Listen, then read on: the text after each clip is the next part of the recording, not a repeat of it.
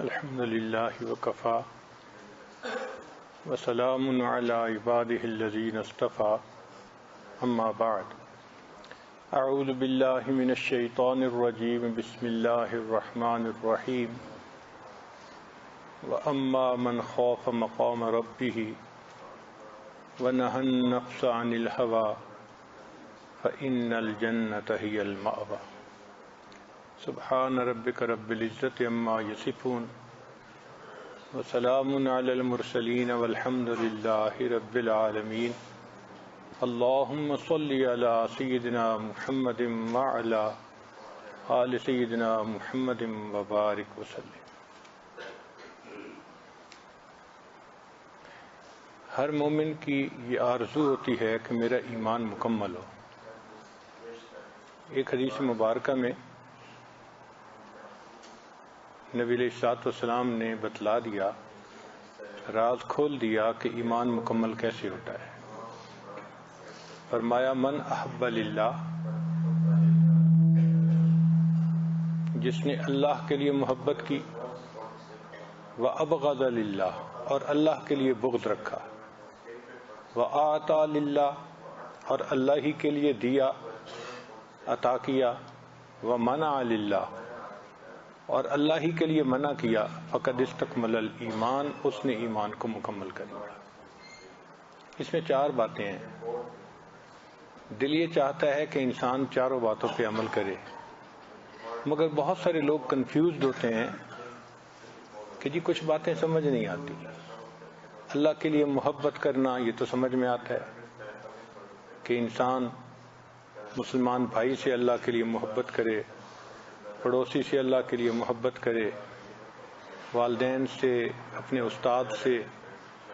تو اللہ کے لیے محبت کرنے کی تو بات سمجھ میں آتی ہے اور اس پر بہت لوگوں کا عمل بھی ہوتا ہے، مگر اگلی بات نہیں کہ اللہ کے لیے بغض رکھے۔ بغض کا کیا معنی؟ بغض تو اچھی چیز نہیں ہوتی، اس کو تو منع کیا جاتا ہے، مگر یہ حقیقت ہے کہ ہمیں اللہ کے لیے بغض رکھنا ہے۔ کس سے؟ ایک تو کفر اور کافری سے، کفر اور کافری سے دل میں بغض ہو کہ جو اللہ کا دشمن وہ ہمارا بھی دوست نہیں ہو سکتا، اور دوسرا یہ کہ شیطان ہمارا دشمن ہے۔ اس کی تصدیق اللہ تعالیٰ نے قرآن مجید میں فرما دی۔ ارشاد فرمایا ان الشیطان لکم عدو فاتخذوہ عدوا، شیطان تمہارا دشمن ہے، تم اسے دشمن ہی سمجھ کے رہو، دشمن بنا کے رکھو۔ تو جو شخص شیطان سے جتنا دشمنی کرے گا اتنا اللہ کو پیارا لگے گا۔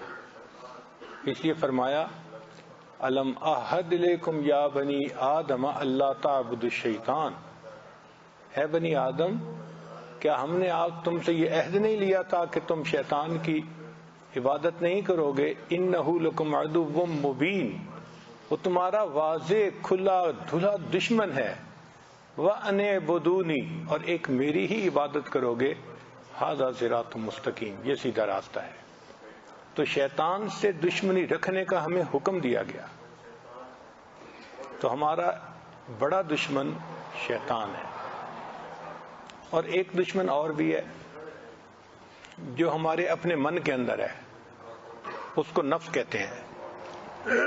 یہ ہے دوست نما دشمن، ظاہر میں دوست ہوتا ہے، حقیقت میں دشمنی کر رہا ہوتا ہے۔ ہم اس کو پالتے ہیں، وہ ہمیں جہنم میں دھکا دیتا ہے۔ یہ شیطان سے زیادہ بڑا دشمن ہے، یہ شیطان کا بھی گرو ہے، اس کو نفس کہتے ہیں۔ یہ اتنا خطرناک ہے کہ اس نے شیطان کو شیطان بنا دیا۔ دیکھیں جب شیطان کو کہا گیا کہ سجدہ کرو، اس نے سجدہ کرنے سے انکار کیا۔ اس وقت تو کوئی شیطان نہیں تھا جس نے اسے بہکایا ہو، تو کس نے اسے بہکایا؟ اس کے نفس نے اسے بہکایا۔ تو یہ عزازیل کو شیطان بنا دیا اس نے۔ یہ نفس ہمارے اندر ہے اور دوستی کے رنگ میں ہماری دشمنی کر رہا ہوتا ہے اور ہم اس سے غافل ہوتے ہیں. کہتے ہیں کہ گھر کا بھیدی لنکا ڈھائے. جو اندر کا بھیدی ہوتا ہے نا وہ زیادہ نقصان دہ ہوتا ہے. یہ ہمارے اندر کا بھیدی ہے اور یہ زیادہ نقصان دیتا ہے. اس لیے قرآن مجید میں شیطان کے مکر کو ضعیف کہا گیا اور نفس کے مکر کو عظیم کہا گیا، بڑا ہے. اللہ تعالیٰ فرماتے ہیں ان کید الشیطان کان ضعیفا. شیطان کا مکر کمزور ہے. اور نفس کے بارے میں فرمایا ان کیدکن عظیم. اے عورتوں تمہارا مکر تو بہت بڑا ہے، چونکہ نفس شامل تھا. تو نفس شیطان سے زیادہ نقصان دہ ہے. ہم اسے دشمنی نہیں سمجھتے.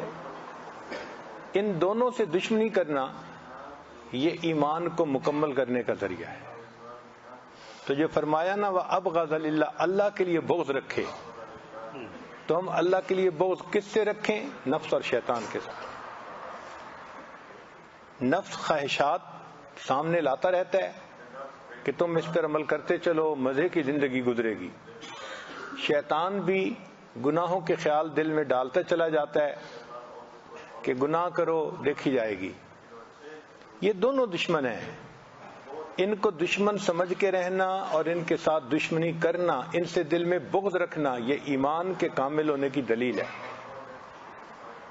جب تک ہمارا ان کے ساتھ یہ دشمنی کا معاملہ نہیں ہوگا ہم اللہ کے دوستوں میں شامل نہیں ہو سکتے.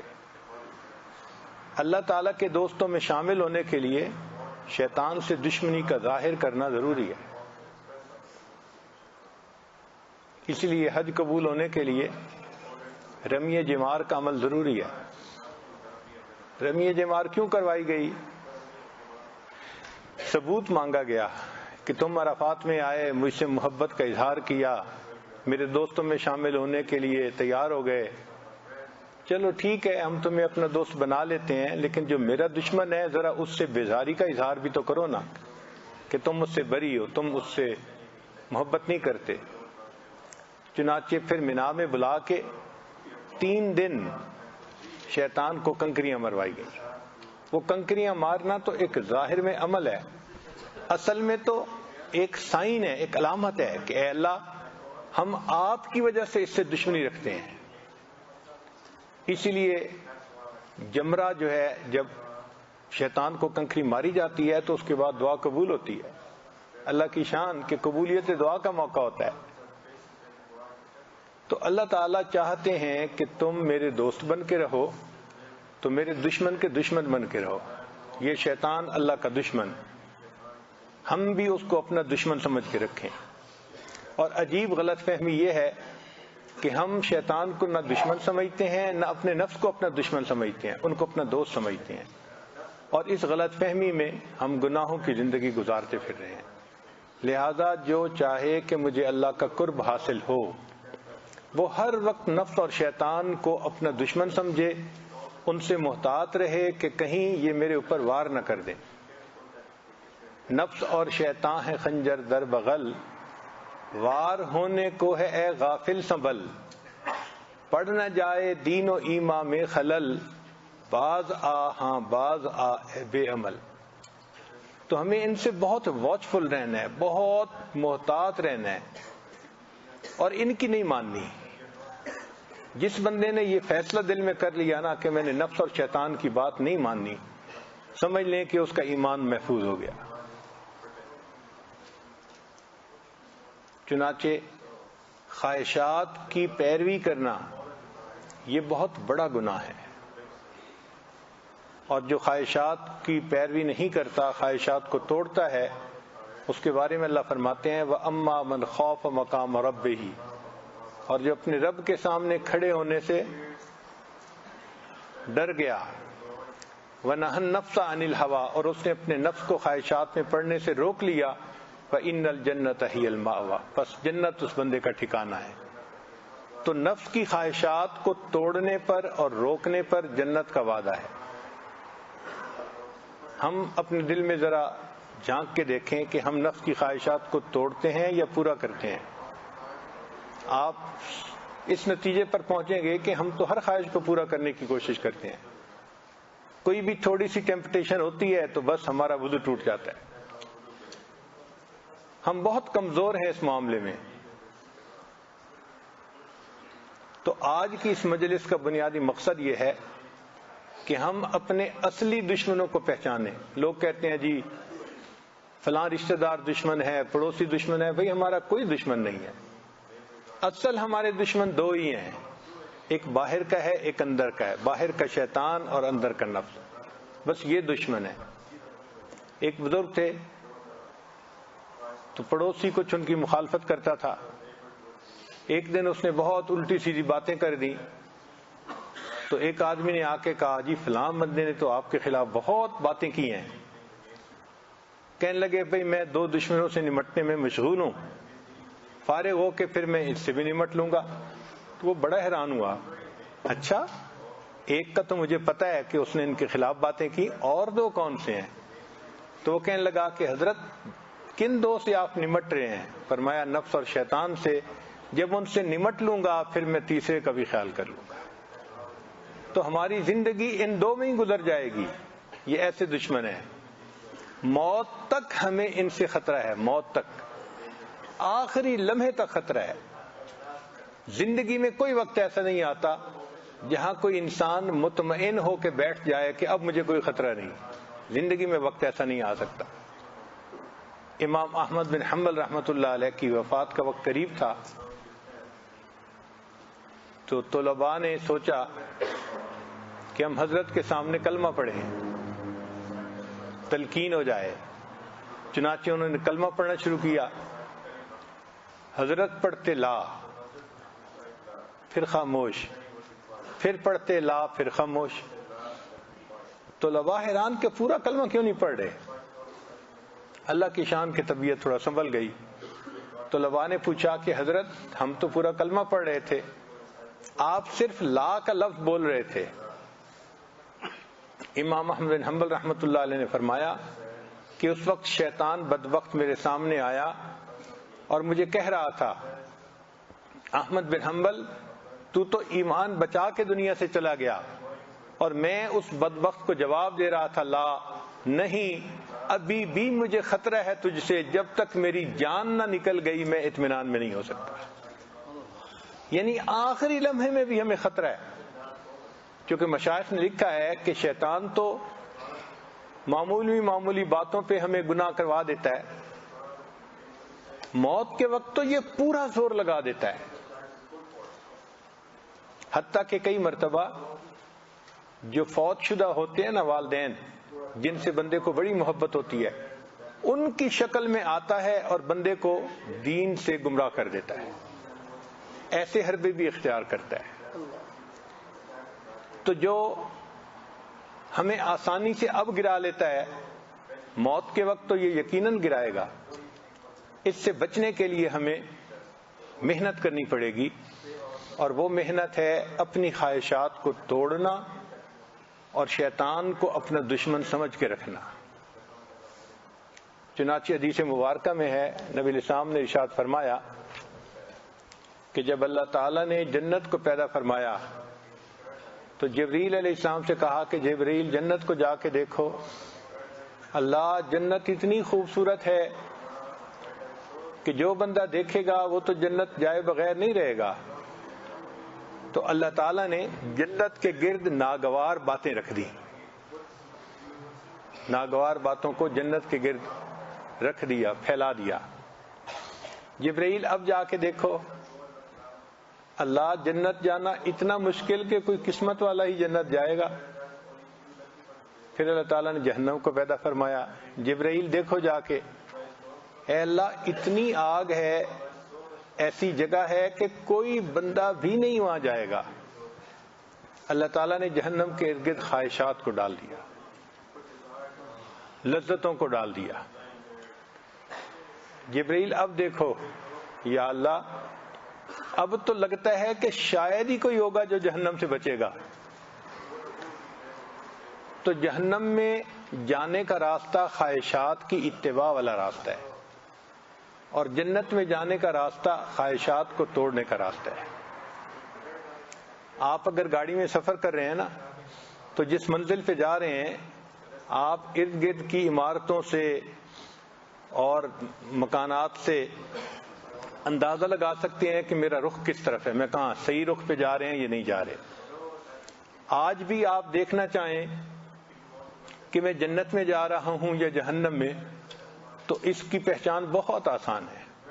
اپنے من میں جھانک کے دیکھیں، اگر ہم اپنی خواہشات کو توڑتے ہیں، اگر ہم گناہوں کے خیالات آتے ہیں ان کو اگنور کر دیتے ہیں، بچ جاتے ہیں، تو یہ جنت کا راستہ ہے۔ کیوں کہ یہ ناگواری ہے، طبیعت کے اوپر ناگواری ہوتی ہے، مشکل ہوتی ہے۔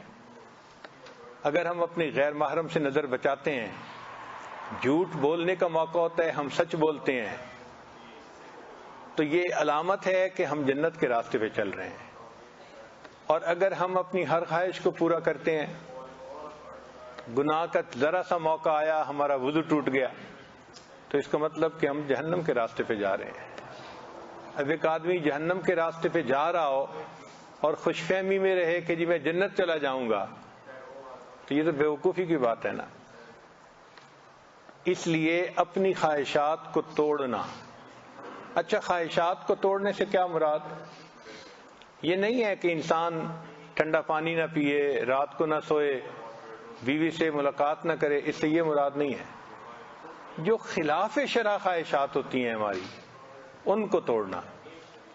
ٹھنڈا پانی پیے، اللہ کا شکر ادا کرے۔ اللہ نے خوبصورت بیوی دی ہے، دل میں گھر کرنے والی، اس کے ساتھ وقت گزارے، اللہ کا شکر ادا کرے۔ نرم بستر ملے ہیں، اس پہ آرام کرے، مگر اٹھ کے تہجد بھی پڑھے، تو ان نعمتوں کا شکر ادا کرے۔ ان سے منع نہیں کیا شریعت نے۔ شریعت نے یہ کہا ہے کہ جو خواہشات خلاف شرع ہوتی ہیں، جو شریعت کے خلاف، جو نفس کا تقاضا، نفسانی، شیطانی، شہوانی خواہشات ہوتی ہیں، تم ان کو روکو۔ تو پھر یہ کام تو اتنا مشکل نہیں نہ رہا، آسان ہے۔ تو ہمیشہ اپنے نفس پر غور کرتے رہیں، کوئی بھی خواہش دل میں ہو فوراً فیصلہ کریں کہ یہ خواہش پوری کرنے والی ہے یا نہیں کرنے والی۔ اگر شریعت کے مطابق ہے تو کوئی حرج نہیں اس میں، اور اگر خلاف شریعت ہے تو یہ ہمیں جہنم میں لے جانے والی ہے، اس کو توڑیں۔ یہ نہیں پورا کرنا۔ اگر یہ آپ کی عادت بن گئی، یہ ایک جہد مسلسل ہے۔ مومن ہر وقت جہد کی حالت میں ہوتا ہے، ہر وقت کوئی لمحہ خالی نہیں ہوتا۔ ایک مستقل اس کی جنگ چل رہی ہوتی ہے اپنے من کے اندر، کہ شیطان ایک سے ایک گناہ کا خیال ڈال رہا ہوتا ہے اور مومن اس خیال کی نفی کر رہا ہوتا ہے۔ مومن اس خواہش کو اللہ کے لیے توڑ رہا ہوتا ہے۔ اس لیے نبی علیہ الصلوۃ والسلام سے پوچھا گیا، اے اللہ کے حبیب صلی اللہ علیہ وسلم، سب سے افضل جہاد کون ہے، کون سا ہے؟ نبی علیہ السلام نے فرمایا، اپنے نفس کی خواہشات کو توڑنا سب سے افضل جہاد ہے۔ نفس کی خواہشات کو توڑنے کا کیا مرتبہ اللہ تعالیٰ کے ہاں ہے، ذرا احادیث کی روشنی میں اس کو دیکھ لیجئے۔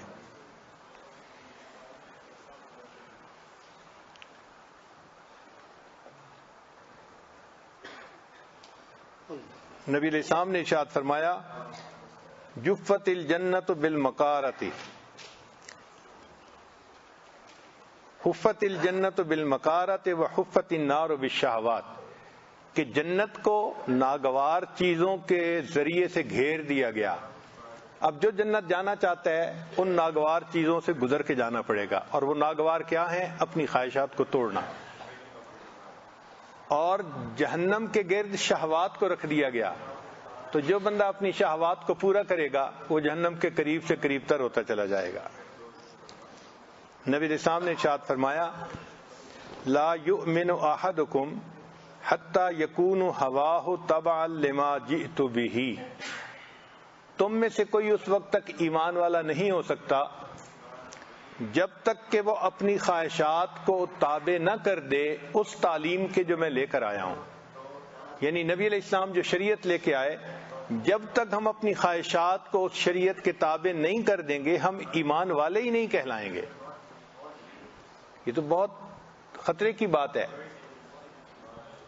تو آپ سوچیں ایسے زندگی کے لمحے ہمارے بھی گزرے ہیں کہ جب ہم ایمان سے خالی تھے، جب ہم مومن نہیں تھے اس وقت۔ حدیث پاک میں ہے ایمان اس سے نکل جاتا ہے، شرابی شراب پیتا ہے اس سے ایمان نکل کے اس کے سر پہ آ جاتا ہے، چور چوری کرتا ہے اس حالت میں شیطان اس کا ایمان اس کے دل سے نکل جاتا ہے۔ تو یہ ایسے گناہ ہیں کہ جن کے کرنے کے وقت میں گویا مومن کے دل میں ایمان نہیں ہوتا اس وقت، تو یہ تو خطرے کی بات ہے۔ ہم اس وقت ایمان والے کہلائیں گے جب ہماری خواہشات شریعت کے بالکل تابع ہو جائیں گی۔ نبی علیہ السلام نے ارشاد فرمایا اخوف ما اخاف علیکم شہوات الغی فی بطونکم وفروجکم ومضلات الہوا، کہ جس چیز کا مجھے تم پر سب سے زیادہ ڈر اور خوف ہے نا، وہ ہیں وہ غلط خواہشات جو تمہارے پیٹ سے تعلق رکھتی ہیں، اور وہ خواہشات جو تمہارے شرمگاہ سے تعلق رکھتی ہیں۔ پیٹ اور شرمگاہ کی جو غلط خواہشات ہیں ان کے بارے میں فرمایا کہ مجھے اس کا بہت ڈر ہے، اور یہ کہ تم اپنی خواہشات کی پیروی کرو گے۔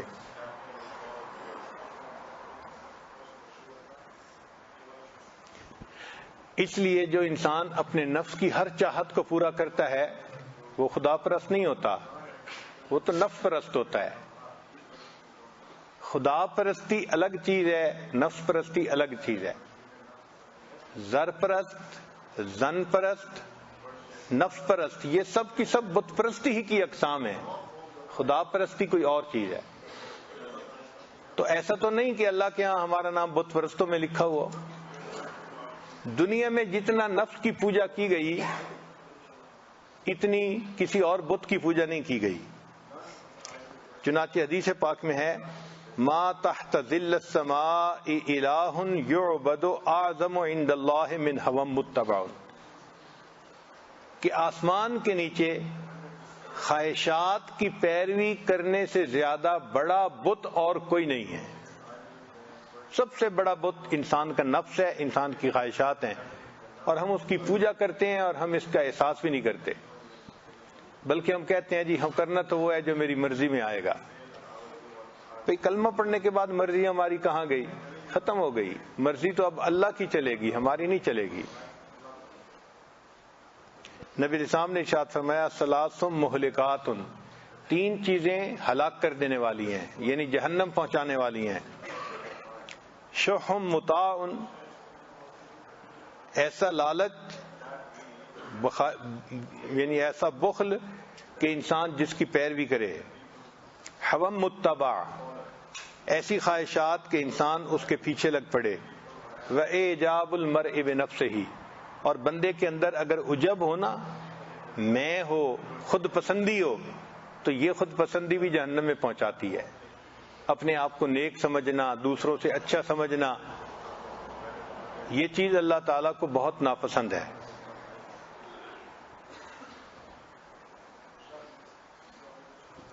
اس لیے اللہ کے ہاں اس بندے کا مرتبہ جو اپنی خواہشات کو توڑتا ہے۔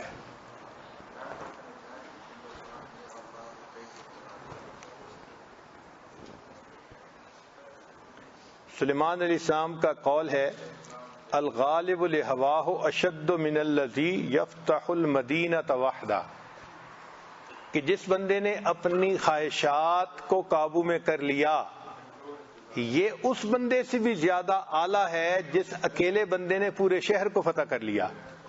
اب اکیلے بندے کا شہر کو فتح کرنا کتنا مشکل کام ہے، لیکن جو اپنے نفس کو فتح کر لیتا ہے وہ شہر کو فتح کرنے والے سے بھی زیادہ بلند درجہ رکھتا ہے۔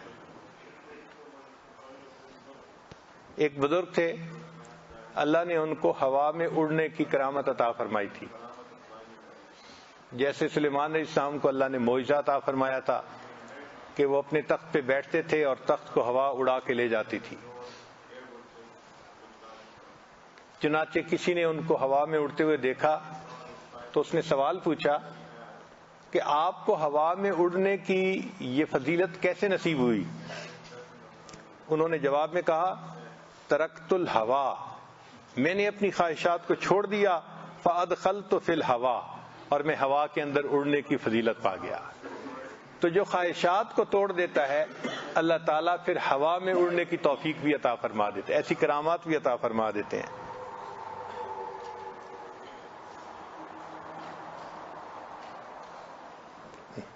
چنانچہ ارشاد فرمایا لَيَأْتِيَنَّ عَلَى النَّاسِ زَمَانٌ تَكُونُ هَمَّهُ أَحَدِهِمْ فِيهِ بَطْنَهُ وَدِينُهُ هَوَا، لوگوں پر ایک ایسا وقت آئے گا کہ ان کا ہم کا معنی غم، کہ ان کا غم ان کے جو پیٹ ہے نا وہی بن جائے گا۔ اب آج دیکھ لیں ہم صبح سے لے کے شام تک پیٹ کے لیے کام کر رہے ہوتے ہیں، کاروبار کرتے ہیں، دفتر جاتے ہیں، مقصود کیا ہوتا ہے؟ پیٹ ہی ہوتا ہے۔ پلاننگ کرتے ہیں تو اسی کی، دفتر کے یہ کام سمیٹنے ہیں، بزنس کے یہ کام سمیٹنے ہیں، صبح سے لے کے شام تک ہماری یہ فکر ہوتی ہے۔ تو گویا ہماری فکر ہی پیٹ ہی سے متعلق رہتی ہے، اور دین اس کا خواہشات کی پیروی بن جاتا ہے۔ ایک بزرگ فرمایا کرتے تھے داؤک ہوا کا، کہ تیری خواہشات تیری بیماری ہیں، و دواؤک ترک ہوا کا، اور اس کی دوا خواہشات کو ترک کرنا ہے۔ تو خواہشات کو چھوڑ دینا، توڑ دینا، روک لینا، یہ ہمارے پرواز کرنے کا ذریعہ ہے۔ اس بات کو آج کی محفل میں ہم نے سمجھنا ہے کہ ہم نے پہلے تو اس کو سیریس نہیں لیا، اب اس کو سیریس لینا ہے، اور جو بھی خواہش ایسی آئے اس خواہش کو ہم نے توڑنا ہے۔ دیکھیں کھانے کے مزے الگ ہیں، بھوکا رہنے کے مزے الگ ہیں، غیر محرم کی طرف دیکھنے کے مزے الگ ہیں، آنکھ بند کرنے کے مزے الگ ہیں۔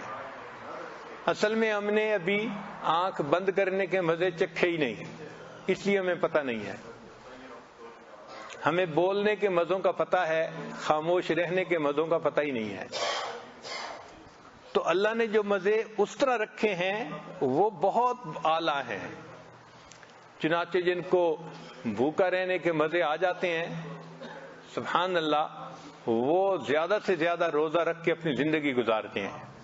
اسی دنیا میں لوگ ہیں، ہمیں ایک مرتبہ ایک صاحب ملنے کے لیے آئے، سیف اللہ بیٹا چھوٹا تھا، تو انہوں نے بتایا جی کہ مجھے 35 سال ہو گئے ہیں اور میں 35 سال سے مستقل روزے میں زندگی گزار رہا ہوں۔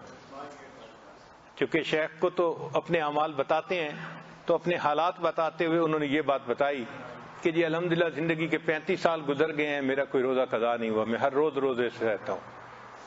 تو سیف اللہ بڑا حیران ہوا، اس نے سن لی بات، بعد میں مجھے کہنے لگا ابو جی 35 سال یہ روزے سے رہ رہے ہیں؟ میں نے کہا ہاں بیٹا یہ آسان کام ہے، ایک کام اس سے زیادہ مشکل ہے۔ کہنے لگا کون سا؟ میں نے کہا ان کو ایک دن روزہ رکھیں، ایک دن افطار کریں۔ تو اس نے جب جا کے بات کی تو وہ کہنے لگے یہ واقعی مشکل ہے، میری تو عادت بن گئی ہے، میں سحری میں کھا لیتا ہوں اور مغرب کے بعد کھا لیتا ہوں، تو میرے لیے 35 سال روزے سے گزارنے آسان ہے، ایک دن افطار ایک دن روزہ یہ مشکل کام ہے۔ لیکن اللہ کی شان کے ایسی زندگی گزارنے والے بھی دنیا میں لوگ موجود ہیں۔ چنانچہ ہمارے ایک تعلق والے ہیں قاری صاحب، ایک دن مجھے کہنے لگے حضرت میں ایک عمل آپ کے سامنے چھپا نہیں سکتا، بتانا ہے چونکہ آپ میرے شیخ ہیں، میری زندگی کے 53 سال اس وقت گزر چکے ہیں، میں ایک دن روزہ ایک دن افطار کی ترتیب پہ چل رہا ہوں۔ 53 سال تو کرنے والے اب بھی کر رہے ہیں، سارے ہم جیسے نہیں ہیں۔ اللہ کے مقبول بندے، نیک بندے، عمل کرنے والے بندے، نفس کو پچھاڑنے والے بندے آج بھی دنیا میں موجود ہیں، انہی کی برکت سے تو ابھی دنیا موجود ہے، اگر نہ ہوتے اللہ دنیا کی بساط کو ہی سمیٹ دیتے۔ اور ہم سے مہینے کے 3 روزے نہیں رکھے جاتے، ایام 20 کے، یا سوموار جمعرات کا روزہ نہیں رکھا جاتا، حالانکہ نوجوان ہیں، صحت مند ہیں، آرام سے روزہ رکھ سکتے ہیں، مگر ہم اس راستے پہ ابھی چلے ہی نہیں کہ اپنے نفس کی خواہشات کو توڑنا کیسے ہے۔ جب توڑنے لگیں گے نا تو پھر ہمیں خیال آئے گا کہ اس کو توڑنے کا طریقہ کیا ہے۔ پھر ہمیں روزہ معاون نظر آئے گا کہ روزے سے انسان کی شہوات ٹوٹتی ہیں اور نفس کو پچھاڑنا آسان ہو جاتا ہے۔ ایک بزرگ فرماتے تھے اعلم ان البلاء کلہ فی ہواک، کہ بلا ساری کی ساری تمہاری خواہشات میں ہے، والشفاء کلہ فی مخالفتک ایاہ، اور اس کی شفا ان خواہشات کی مخالفت کرنے میں ہے۔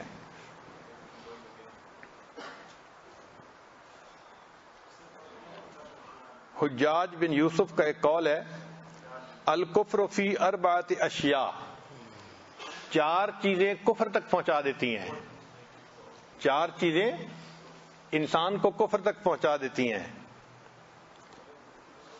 ان میں سے ایک الغضب والشہوہ، غضب بھی یعنی غصہ بھی، اور دوسرا شہوت بھی، اور تیسرا والرغبۃ والرہبہ، رغبت کہتے ہیں کہ کسی کو بہلانا پھسلانا، اور رہبہ کہتے ہیں ڈرانا کسی کو۔ تو ڈرانے دھمکانے سے بھی انسان کفر میں چلا جاتا ہے۔ آپ اچھی طرح جانتے ہیں کہ اس وقت کتنے لوگ ہیں جن کو کفر کی طرف کھینچا جاتا ہے، ان کو مالی فائدے دے کے، ان کو ویزے دے کے، ان کو اور اس طرح کی رغبتیں دے کے، اور لوگ اس کی خاطر اپنے دین سے ایک طرف ہو جاتے ہیں، اور کئیوں کو ڈرا دھمکا کے ان سے کام نکلوایا جاتا ہے۔ تو 4 چیزیں ہیں جو کفر تک پہنچاتی ہیں۔ ثم قال، پھر اس نے یہ کہا رأیت من حسنتین، ان میں سے 2 چیزوں کا میں نے خود تجربہ بھی کیا۔ غضب کا کہ رجلا غضبا فقتل امہ، ایک نوجوان تھا وہ غصے میں آ گیا اور اس نے اپنی ماں کو ہی قتل کر دیا۔ ورأیت رجلا عاشقا فتنصرا، اور ایک نوجوان اس کو ایک عیسائی لڑکی سے عشق ہو گیا تو وہ اس کے عشق کے پیچھے عیسائی بن گیا۔ تو شہوت کی وجہ سے بھی دین برباد کر بیٹھا اور غضب کی وجہ سے بھی دین برباد کر بیٹھا۔ تو یہ 4 چیزیں انسان کو کفر تک پہنچا دیتی ہیں۔ یہ بھی فرمایا گیا من اصح الناس عزما، پوچھا گیا یحییٰ بن معاذ سے کہ عزم میں سب سے زیادہ انسانوں میں پختہ اور اچھا کون ہے؟ قال، فرمایا الغالب لہواہ، جو اپنی خواہشات پہ غالب آ گیا وہ عزم میں سب سے زیادہ پکا انسان ہے۔ چنانچہ ایک بزرگ فرماتے تھے صنم کل انسان ہواہ، ہر انسان کا بت اس کی خواہشات ہیں۔ تو یہ ہماری خواہشات ہمارا بت ہیں اور ہم اس کی پیروی کر رہے ہوتے ہیں، اس کی پوجا۔ مسجد سے ذرا باہر نکلے، غیر محرم جاتی نظر آئی، اب نفس چاہتا ہے کہ اس کو دیکھو، اگر ہم نے اس کی بات کو مان لیا تو گویا ہم نے اس بت کی پیروی کی، اپنے اللہ کی پیروی نہیں کی۔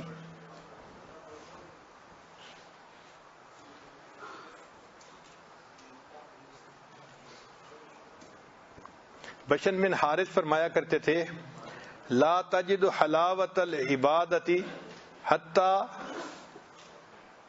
تجعل بینک و بین شہوات حائطا من حدید، کہ تو اس وقت تک عبادات کی لذت کو نہیں پا سکتا جب تک اپنے اور اپنی خواہشات کے درمیان لوہے کی آڑ نہ بنا لے، لوہے کی دیوار نہ بنا لے۔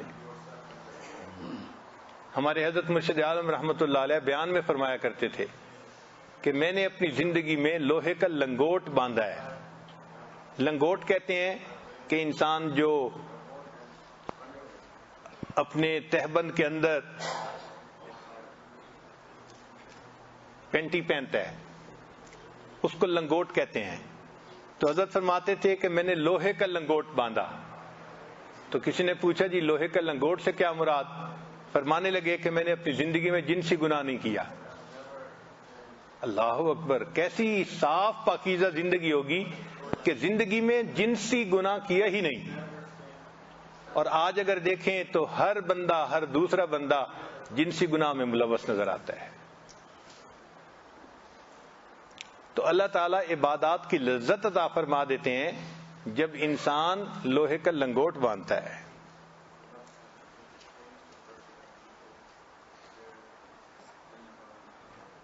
ابراہیم بن ادم رحمۃ اللہ علیہ فرمایا کرتے تھے اضعف الخلق من ضعف عن رد الشهوات ہی،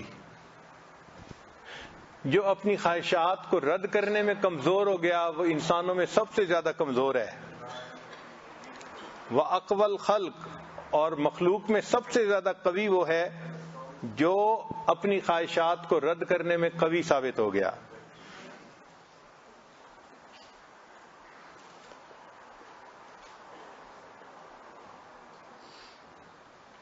چنانچہ بعض حکماء نے کہا ہے اعدل الناس من انصف عقلہ من ہواہ، انسانوں میں سب سے زیادہ عدل کرنے والا وہ ہے جس کی عقل اس کو اس کی خواہشات پر پیروی کرنے سے روک دے، جس کی عقل سلیم ہو اور وہ اس کو خواہشات پہ چلنے سے روک لے، یہ بندہ انسانوں میں سب سے زیادہ انصاف والا بندہ۔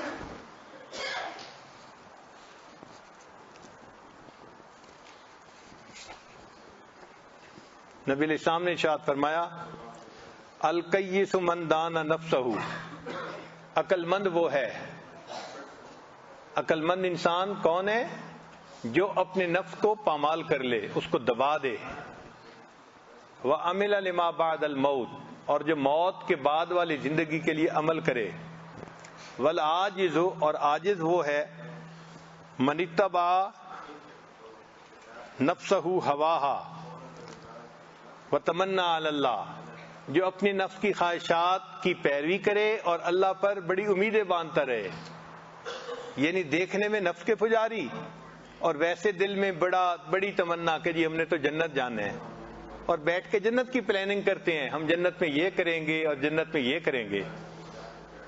بھئی کریں گے تو اپنی جگہ پہنچ بھی پائیں گے یا نہیں؟ پہلا مسئلہ تو یہ ہے۔ تو انسان کو کئی مرتبہ شیطان دھوکہ دیتا ہے کہ تم نے تو جنت جانا ہی جانا ہے۔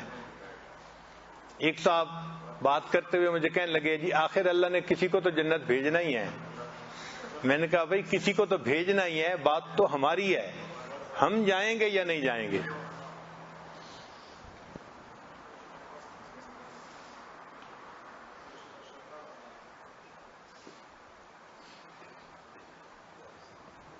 فرمایا الا یا رب شہوت ساعۃ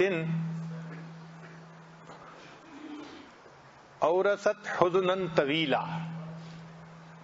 کہ چند لمحوں کی شہوت انسان کو لمبا غم عطا کر دیتی ہے۔ اور واقعی جو لوگ شہوات کے پیچھے پڑتے ہیں اس دنیا میں بھی ان کو پریشانیاں ملتی ہیں اور آخرت کی پریشانیاں تو انتظار کر ہی رہی ہوتی ہیں۔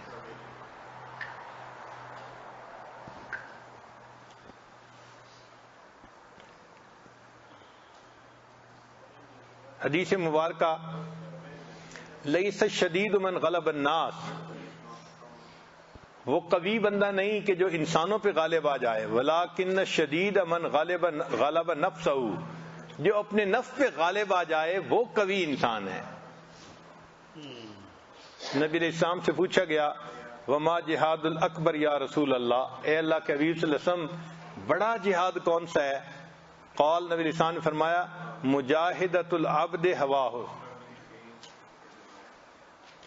کہ بندہ اپنے نفس کے ساتھ مجاہدہ کرے شریعت پر عمل کی خاطر۔ یہ بھی تو مجاہدہ ہوتا ہے نا، کہ طبیعت چاہتی ہے کہ انسان سویا رہے، میٹھی نیند آ رہی ہے اور انسان تہجد کے لیے اٹھے، فجر کے لیے اٹھے، تو یہ خواہشات کے خلاف کرنے والی بات ہوئی نا۔ تو ایسا کرنے والا وہ بڑا مجاہد ہوتا ہے۔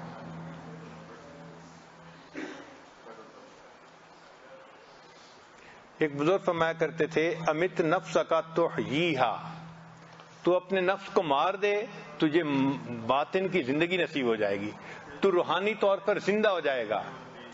تو اگر ہم نفس کو زندہ رکھیں گے تو ہمارا دل مرا ہوا ہوگا، اور اگر نفس کو مار دیں گے تو دل زندہ ہو جائے گا۔ اس سے معلوم یہ ہوا کہ یہ راستہ اپنی خواہشات کو توڑنے کا راستہ ہے، چھوڑنے کا راستہ ہے۔ باجید بستامی رحمۃ اللہ فرماتے ہیں مجھے ایک مرتبہ خواب میں اللہ تعالیٰ کا دیدار نصیب ہوا، تو میں نے پوچھا اے اللہ میں آپ تک کیسے آ سکتا ہوں؟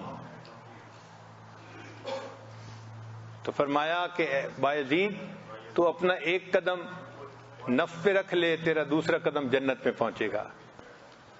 ایک قدم نفس کے اوپر رکھ لے اور تیرا دوسرا قدم جنت میں پہنچے. اس خواب کے بعد بایزید بستامی رحمۃ اللہ علیہ اپنی گفتگو میں فرمایا کرتے تھے جنت 2 قدم ہے، جنت 2 قدم ہے.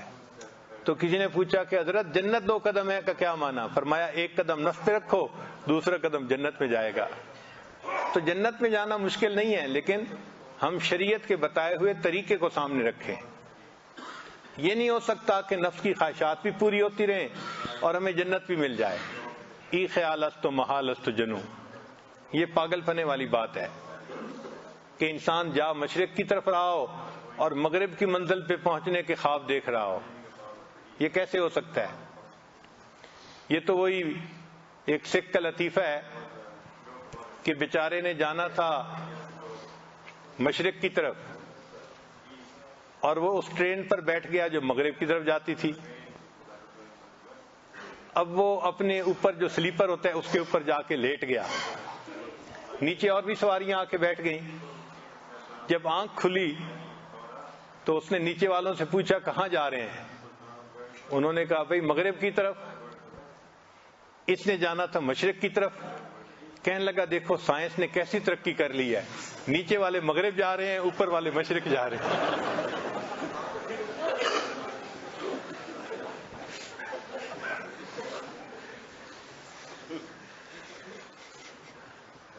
تو کہیں ہمارا بھی معاملہ ایسا نہ ہو کہ ہم نفس کی خواہشات کو پورا کریں اور اپنے دل کو سمجھا رہے ہوں کہ نہیں ہم تو جنت کے راستے پہ جا رہے ہیں.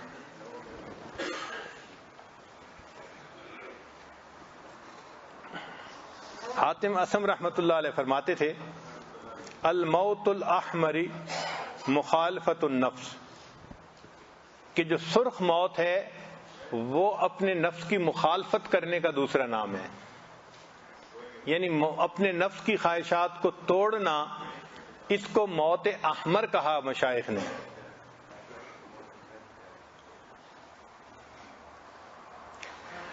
حدیث مبارکہ میں ہے نظر الرجل الی محاسن المرأۃ سہم مسموم من سہام ابلیس، کہ ایک بندے کی نظر غیر محرم اجنبی عورت کی طرف وہ شیطان کے زہریلے تیروں میں سے ایک تیر ہوتا ہے.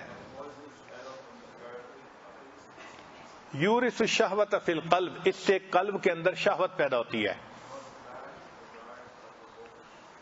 امام ربانی مجدد الثانی رحمۃ اللہ علیہ سمجھاتے ہیں، فرماتے ہیں آنکھ دیکھتی ہے دل طلب کرتا ہے. آنکھ دیکھتی ہے دل طلب کرتا ہے، شرمگاہ اس کو پورا کر دیتی ہے. ایک فکرے میں پوری بات سمجھا دی. آنکھ دیکھتی ہے دل تمنا کرتا ہے، شرمگاہ اس کو پورا کر دیتی ہے. جو بندہ اپنی نظر کی حفاظت نہیں کر سکتا وہ اپنی شرمگاہ کی حفاظت نہیں کر سکتا، اور جو پاک دامنی کی زندگی گزارنے والے بندے ہیں وہ اپنی نگاہ کی حفاظت کرتے ہیں.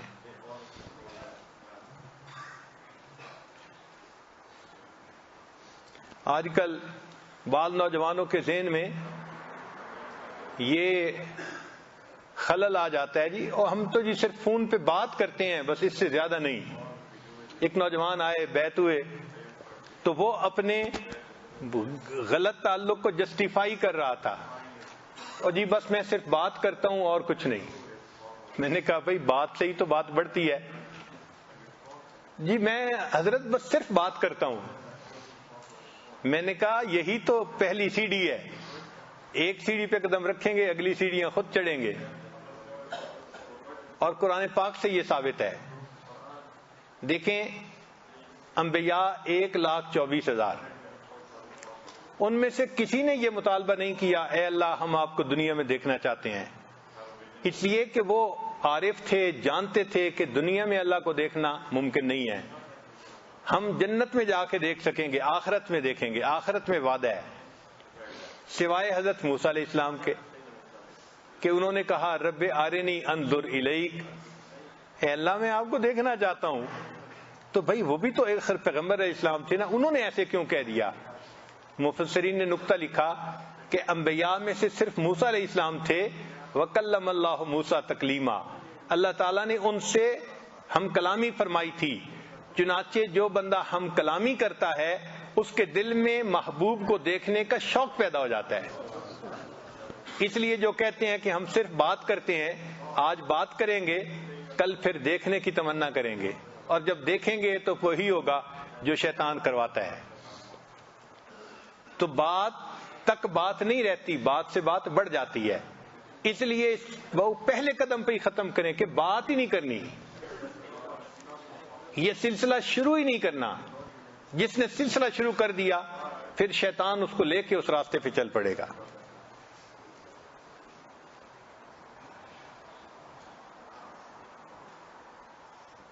نبی علیہ السلام نے فرمایا اکفلوا لی بستن، مجھے 6 چیزوں کی ضمانت دے دو، اکفل لکم بالجنہ، میں تمہیں جنت کی ضمانت دیتا ہوں۔ اذا حدث احدکم فلا یکذب، جب تم میں سے کوئی بندہ بات کرے تو جھوٹ نہ بولے، وَإِذَا اؤْتُمِنَ فَلَا يَخُنْ، اور جب اس کو امانت دی جائے تو اس میں خیانت نہ کرے، وَإِذَا وَعَدَ فَلَا يَخْلِفْ، اور جب وعدہ کرے تو اس کی خلاف ورزی نہ کرے، غُضُّوا أَبْصَارَكُمْ، اپنی نگاہوں کو نیچے رکھو، وَكَفُّوا أَيْدِيَكُمْ، اپنے ہاتھوں کو بند رکھو یعنی دوسروں کو ایذا نہ دو، وَاحْفَظُوا فُرُوجَكُمْ، اور اپنی شرمگاہوں کی حفاظت کرو۔ جو شخص ان 6 چیزوں کو کر لے گا میں اس بندے کو جنت کی ضمانت دیتا ہوں۔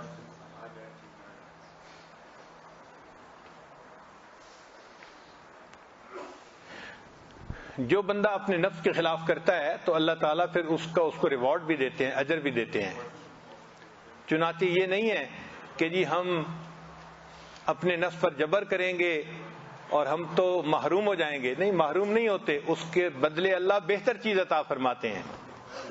حدیث مبارکہ ہے ما من مسلم ينظر الى محاسن امرأة اول مرة ثم يغض بصره الا احدث اللہ له عبادة یجد حلاوتها، کہ جب کوئی بندہ کسی عورت کی طرف دیکھتا ہے اور اس کا حسن اچھا لگتا ہے، وَلَوْ أَعْجَبَكَ حُسْنُهُنَّ، اور دل چاہتا ہے کہ دیکھوں مگر وہ اپنی نگاہ کو ہٹا لیتا ہے، تو فرماتے ہیں کہ اللہ اس کو اس کے بدلے عبادت کی لذت عطا فرما دیتے ہیں۔ چنانچہ جو بندہ چاہے کہ مجھے تلاوت کی لذت ملے، نماز کی لذت ملے، سجدے کا سرور ملے، آخری رات کے آخری پہر کے مناجات کی لذت ملے، یہ تمام لذتیں حرام کاموں سے بچنے پر نصیب ہوتی ہے۔ اب حرام کاموں کے ساتھ ہم اس کو ڈھونڈتے پھر رہے ہیں، کیسے ممکن ہے؟ حرام کاموں کے ساتھ یہ لذتیں مل ہی نہیں سکتی، چاہے ہم کتنی اللہ سے دعائیں مانگتے رہیں۔ اس کی مثال تو وہی ہو گئی کہ ایک آدمی کمرے میں سوئی ڈھونڈ رہا تھا، تو دوسرے نے کہا کہ بھائی چلو میں تمہاری مدد کر دیتا ہوں۔ اس نے بھی اس کے ساتھ پورے کمرے میں سوئی تلاش کی، کہیں نظر ہی نہیں آئی۔ اس نے کہا بھائی ماربل لگا ہوا ہے نیچے، اگر اس کمرے میں کہیں سوئی پڑی ہوتی تو ہم دونوں ڈھونڈ رہے ہیں تو ہمیں مل جاتی۔ وہ کہنے لگا اصل میں سوئی تو میری گری تھی ساتھ والے کمرے میں، وہاں اندھیرا تھا، یہاں روشنی تھی، میں یہاں ڈھونڈ رہا ہوں۔ تو بھائی یہاں ڈھونڈنے سے سوئی تو نہیں نہ ملے گی۔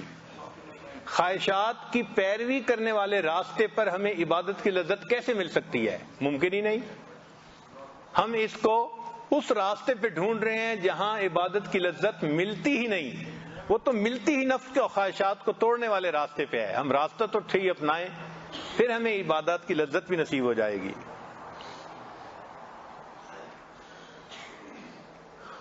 چنانچہ یہ جو خواہشات کی پیروی ہے اور نفس کی پیروی ہے، اس کے معاملے میں جو چیز سب سے زیادہ فائدہ دیتی ہے وہ ہے بھوکا رہنا، روزہ رکھنا یا کم کھانا، دونوں میں سے کوئی بھی چیز، یہ چیز بہت فائدہ دیتی ہے۔ چنانچہ بزرگ فرماتے ہیں الفکر نصف العبادت، فکر جو ہے وہ آدھی عبادت ہے، وقلت الطعام ہی العبادہ، اور کم کھانا اصل عبادت یہ ہے۔ حضرت عمر رضی اللہ عنہ ایک وقت کے کھانے میں 11 لقمے کھایا کرتے تھے. ہمارے بعض مشائخ بہت کم کھاتے تھے. ہماری شہوات مضبوط ہونے کی بنیادی وجہ یہی ہے کہ ہم ہر وقت ہی کھاتے رہتے ہیں. ہم ہر وقت سی فوڈ ڈائٹ پہ ہوتے ہیں کہ جہاں کھانا دیکھا وہیں اس کو کھا لیا.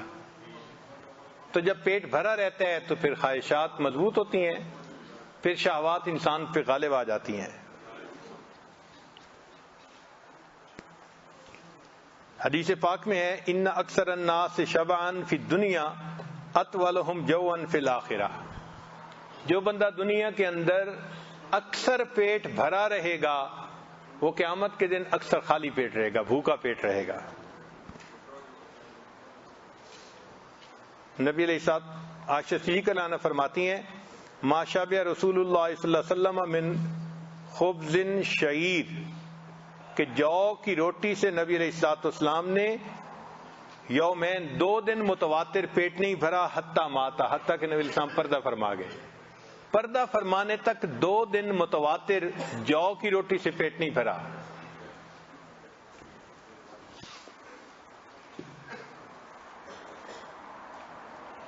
ایک حدیث مبارکہ ہے لا تمیت القلوب بکثرت الطعام والشراب, زیادہ کھانے اور پینے سے دلوں کو مردہ مت کرو. فإن القلب كالزرع, دل کی مثال کھیتی کی سی ہے. یموت اذا کثر علیہ الماء, جب کھیتی میں پانی زیادہ دے دیا جائے تو کھیتی خراب ہو جاتی ہے. جو لوگ کھیتی باڑی سے تعلق رکھتے ہیں وہ اس کا تجربہ کر لیتے ہیں کہ اگر پانی زیادہ کھیت میں دے دیا جائے تو کھیتی خراب ہو جاتی ہے, فصل خراب ہو جاتی ہے, اور جڑیں گل جاتی ہیں اور پودے مر جاتے ہیں. تو جس طرح زیادہ پانی دینے سے پودے مر جاتے ہیں, زیادہ کھانے پینے سے انسان کا دل مر جاتا ہے.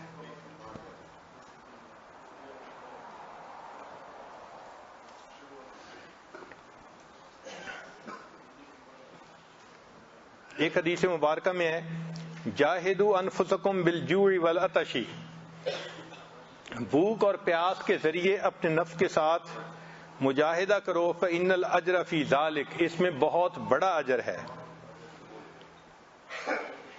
ایک حدیث مبارکہ ہے من شبع ونام قسا قلبہ, جو کھائے اور سو جائے اس بندے کا دل سخت ہو جاتا ہے. بس دنیا میں 2 ہی کام ہوتے ہیں, کھانا پینا اور سو جانا. ایک بزرگ فرماتے تھے لکل شیء زکات وزکات البدن الجوع, ہر چیز کی ایک زکات ہوتی ہے اور بدن کی زکات بھوک ہے.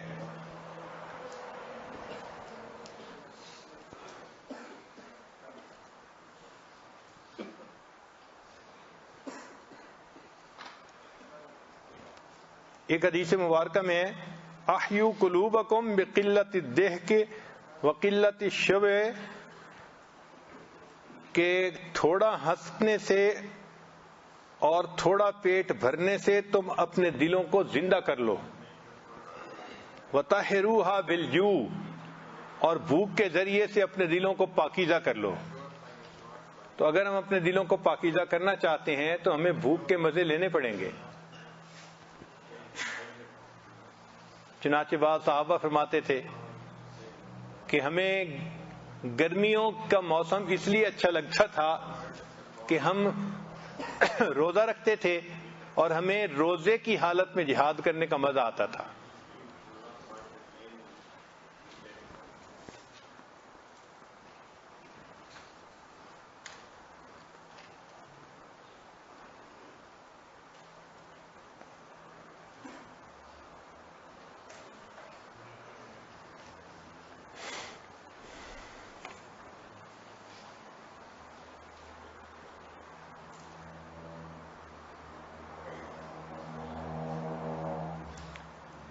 بعض مشائخ نے لکھا ہے العاقل من کان لہ علی جمیع شہواتہ رقیب من عقلہ, کہ عاقل وہ ہوتا ہے کہ تمام شہوات کے مقابلے میں جس کی عقل اس کی رقیب و نگران ہو. یعنی عقل ایسی ہو کہ جو اس کو بتاتی رہے یہ کرنے والا کام ہے، یہ نہیں کرنے والا کام، تو ایسا بندہ صحیح عقل مند ہوتا ہے۔ چنانچہ جو بندہ اپنے دل کو صاف کرنا چاہے اور اللہ تعالیٰ سے بصیرت حاصل کرنا چاہے اس کو بھوکا رہنا پڑے گا۔ بھوکا رہنے سے انسان کو عبادت میں لذت ملتی ہے اور ذکر کی تاثیر نصیب ہوتی ہے۔ حضرت جنید بغدادی رحمۃ اللہ فرماتے تھے بعض لوگ اپنے اور اپنے سینے کے درمیان کھانے کی آڑ رکھتے ہیں، پھر بھی مناجات کی مٹھاس حاصل کرنا چاہتے ہیں، یعنی اگر پیٹ بھرا رہے گا تو مناجات کی لذت نصیب نہیں ہوگی۔ بھوکا رہنے سے تواضع اور انکساری نصیب ہوتی ہے۔ نبی علیہ السلام نے دعا مانگی، اے اللہ میں چاہتا ہوں کہ اجوع یومن و اشبع یوما، ایک دن میں بھوکا رہوں اور ایک دن میں پیٹ بھر کر کھاؤں۔ فَإِذَا جُعْتُ صَبَرْتُ، جس دن میں بھوکا رہوں اس دن صبر کروں۔ وَتَضَرَّعْتُ، اور اس دن میں آپ کے سامنے گڑ گڑاؤں۔ وَإِذَا شَبِعْتُ، اور جس دن میں پیٹ بھرا رہوں شَكَرْتُ، اس دن میں آپ کا شکر ادا کروں۔ پھر جو بندہ بھوکا رہتا ہے اس بندے کو عذاب یاد رہتا ہے۔ بھوکا رہنے کی یہ صفت ہے، اور اسے غریبوں کے ساتھ ہمدردی پیدا ہو جاتی ہے۔ کہتے ہیں کہ حضرت یوسف علیہ السلام کثرت سے بھوکا رہتے تھے، تو کسی نے پوچھا کہ حضرت آپ کثرت سے بھوکا کیوں رہتے ہیں؟ فرمایا کہ میں ڈرتا ہوں اگر سیر ہو کر کھاؤں تو میں بھوکوں کو بھول نہ جاؤں، اس لیے میں بھوکا رہتا ہوں کہ مجھے بھوکے لوگ یاد رہیں۔ جو بھوکا آدمی ہوتا ہے اس کی شہوات ٹوٹتی ہیں، شہوت کلام اور شہوت فرج سے وہ بچ جاتا ہے۔ پھر جو انسان بھوکا رہتا ہے اس کی نیند کم ہوتی ہے۔ جو شخص بھوکا رہتا ہے اس کے لیے عبادات کرنی آسان، بدن کی صحت برقرار رہتی ہے۔ حدیث مبارکہ میں ہے سومو تصحو، کہ تم روزہ رکھو تمہاری صحت اچھی ہو جائے گی۔ پھر جو بھوکا رہتا ہے وہ تھوڑے مال پر قناعت کر لیتا ہے۔ جو بھوکا رہتا ہے وہ اپنے فالتو مال کا یا کھانے کا صدقہ کر سکتا ہے، غریبوں کو دے سکتا ہے۔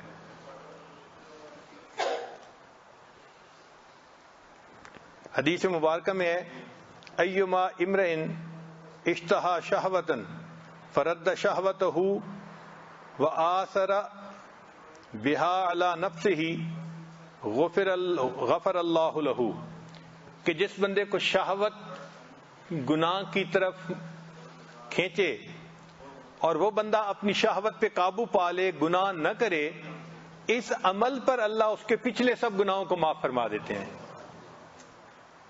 تو یہ نہیں ہے کہ ہم اگر مجاہدہ کریں گے تو ہمیں اس کا اجر نہیں ملے گا، اجر بہت زیادہ ہے۔ تو آج کی اس مجلس میں ہم نے دل میں یہ عہد کرنا ہے کہ آج کے بعد دل میں پیدا ہونے والی ہر خواہش کو ہم نے پورا نہیں کرنا، بلکہ اس کو شریعت کے ترازو پہ پیش کرنا ہے۔ شریعت کے مطابق ہوگی تو ہم اس کو پورا کریں گے، اگر خلاف ہوگی تو ہم شریعت کو نہیں توڑیں گے، ہم خواہش کو توڑیں گے، اور خواہش کو توڑ کر ہم اللہ کے سامنے ثبوت پیش کریں گے، اے اللہ ہم آپ کے حکم کی پیروی کرتے ہیں، ہم نفس کی پیروی نہیں کرتے۔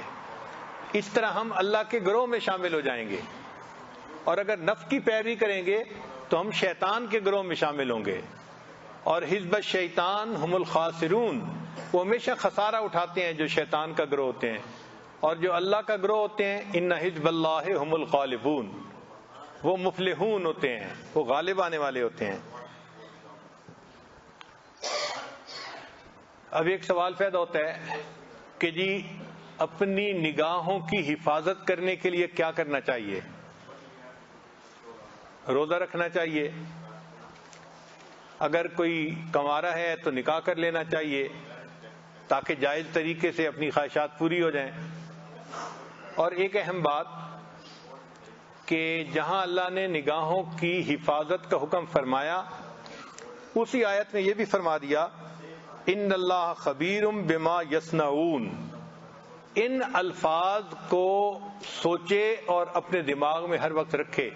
اللہ فرماتے ہیں کہ اللہ جانتے ہیں جو وہ کرتے ہیں۔ تو ہم اگر نگاہ غیر محرم کی طرف اٹھائیں گے تو اللہ تعالیٰ کو پہلے پتہ چل جائے گا، نگاہ اٹھنے سے بھی پہلے۔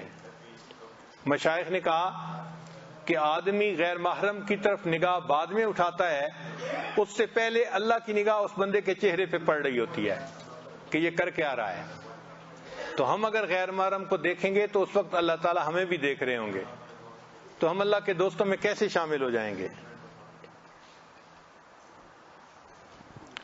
یہ جو شہوت ہے نا، اس کی مثال آگ کی مانند ہے، اور یہ جہنم کی آگ کا حصہ سمجھ لیں۔ اس لیے جو دنیا میں اس آگ کو پورا کرتا پھرے گا وہ جہنم کی آگ میں ڈالا جائے گا۔ اور یہ جہنم کی آگ کیسے بجھے گی؟ یہ نور سے بجھتی ہے۔ حدیث پاک میں ہے اللہ تعالیٰ جہنم میں بندوں کو ڈالیں گے اور جہنم کہتی رہے گی کہ حل میں مزید، حل میں مزید۔ ایک ایسا وقت آئے گا کہ اللہ تعالیٰ اپنی یعنی ٹانگ کو اس کی طرف کریں گے، ساق کو اس کی طرف کریں گے۔ جب کریں گے تو یہ ساری کی ساری جہنم کی آگ، یعنی اس وقت جہنم کی آگ ٹھنڈی پڑ جائے گی، بجھ جائے گی۔ تو محدثین نے لکھا ہے کہ اصل میں اللہ تعالیٰ کا نور جہنم کی آگ کو بجھائے گا۔ تو نور میں یہ صفت ہے، وہ نار کو بجھا دیتا ہے۔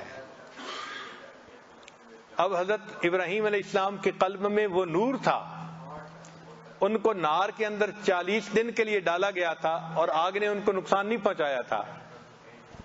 نقصان کیوں نہیں پہنچا تھا؟ دل میں نور تھا ان کے۔ اور حدیث پاک میں ہے کہ قیامت کے دن مومن جب جہنم کے اوپر سے پل صراط سے گزرنے لگیں گے تو جہنم کہے گی جز یا مومن فإن نورک تطفئ ناری، اے مومن جلدی گزر جا، تیرے دل کے نور نے تو میری آگ کو ہی بجھا دیا، ٹھنڈا کر دیا۔ تو اگر شہوت کی آگ کو ہم ٹھنڈا کرنا چاہتے ہیں تو اس کا ایک ہی حل ہے کہ ہم اپنے دل کو نور سے بھر لیں۔ جب دل میں نور آ جائے گا پھر شہوت کی آگ ٹھنڈی پڑ جائے گی۔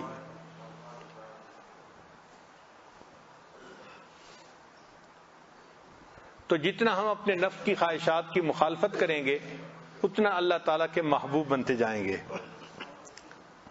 بھروسہ کچھ نہیں اس نفس امارہ کا اے زاہد، بھروسہ کچھ نہیں اس نفس امارہ کا اے زاہد، فرشتہ بھی یہ ہو جائے تو اس سے بدگماں رہنا۔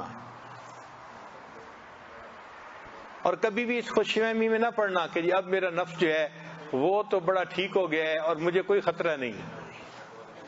حضرت مجذوب رحمۃ اللہ فرماتے ہیں نفس کا مارے سخت جاں، مار کہتے ہیں سانپ کو، نفس کا مارے سخت جاں دیکھے ابھی مرا نہیں، غافل ادھر ہوا نہیں اس نے ادھر ڈسا نہیں۔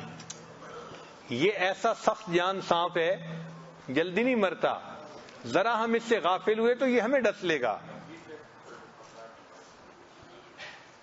یہ نفس جو ہے نا یہ فرعون ہے، یہ بھی انا ربکم الاعلی کا دعویٰ کرتا ہے، لہذا ہمیں اللہ کے لیے اس کے ساتھ بغض ہے۔ تو جو حدیث مبارکہ ہے نا من احب للہ و ابغض للہ، تو اللہ کے لیے محبت تو ہمیں سمجھ میں آتی ہے کہ اس میدان میں لوگ ایمان والے ایک دوسرے سے محبت کرتے ہیں، لیکن وہ سمجھ نہیں آتی کہ اللہ کے لیے بغض رکھنا کیا ہوتا ہے۔ تو آج یہ بات کھل گئی، لہذا آج کے بعد نفس سے اور شیطان سے ہمیں اللہ کے لیے بغض ہے۔ ہم نے نفس کی خواہشات کو پورا نہیں کرنا۔ جیسے اگر کوئی دشمن بات کر دے تو بندہ کہتا ہے میں کیوں پورا کروں۔ اب نفس جب اندر خواہشات ڈالے گا نا تو ہمارا روز کا ریسپانس یہ ہو کہ میں کیوں پورا کروں، میں کیوں پورا کروں، میں نہیں پورا کرتا۔ تو نفس کی خواہشات کو توڑنے کی عادت ڈال لیجئے، یہ وہ راستہ ہے جس پر چلتے ہوئے ہمیں جنت نصیب ہوگی، اللہ کا قرب نصیب ہوگا۔ اللہ تعالی ہمیں اپنے نفس کے اوپر فتح پانے کی توفیق عطا فرمائے۔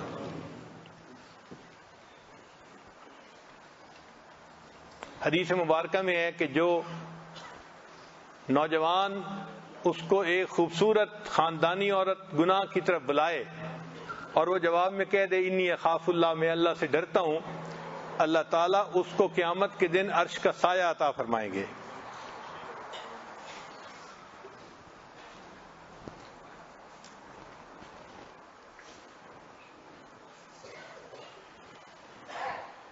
آج کل کا جو یہ میڈیا کا گند ہے، اس کے متعلق کچھ اسٹیٹسٹک تھی، مگر وہ اتنی گندی ہے کہ اس کو نقل کرنے کوئی دل نہیں چاہتا۔ مجھے بہت تردد تھا کہ یہ بات بتانی نہیں چاہیے، لیکن اس میں عجیب و غریب باتیں ہیں۔ ہر 4 گھنٹے کے اندر ایک ننگی فلم سسٹم کے اوپر اپلوڈ ہو رہی ہے، ہر 4 گھنٹے کے بعد۔ جو انٹرنیٹ دیکھنے والے ہیں ان میں سے 35% جو ننگی فلمیں دیکھتے ہیں وہ عورتیں ہوتی ہیں۔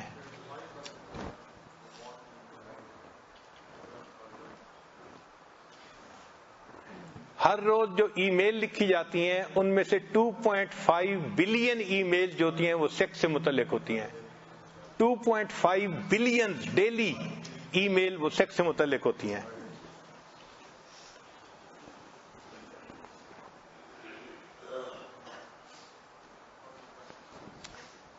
باہر ملکوں میں 56% جو ڈائیورس ہو رہی ہے اس کی بنیادی وجہ بیوی یا میاں ان میں سے کوئی نہ کوئی ننگی فلمیں دیکھتا ہے، اس لیے وہ اپنے ساتھی سے مطمئن نہیں ہوتا اور ان کی زندگی میں پرابلم آتے ہیں۔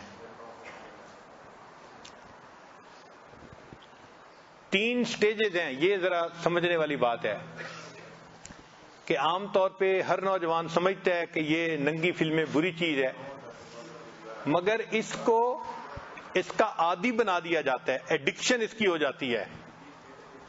لوگ جیسے شراب کا نشہ ہوتا ہے، ننگی فلموں کا اسی طرح نشہ ہو جاتا ہے، اور اس کے 3 سٹیپس ہیں۔ پہلا سٹیپ ہے ڈی سینسٹائزیشن۔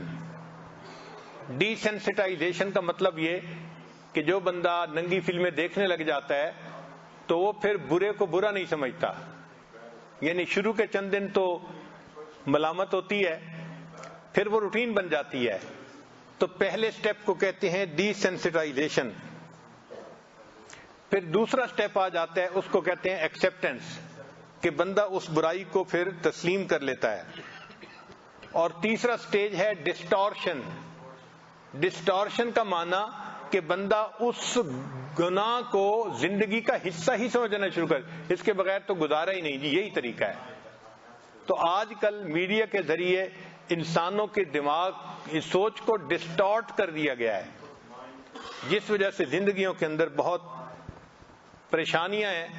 شریعت نے شروع سے ہی ان تمام گندی چیزوں سے بچنے کی جو ہے ہمیں تلقین فرمائی، لہذا جو لوگ اللہ تعالیٰ کے راستے پہ چلنا چاہتے ہیں ان کو چاہیے کہ وہ انٹرنیٹ کو تو اپنا دشمن سمجھیں۔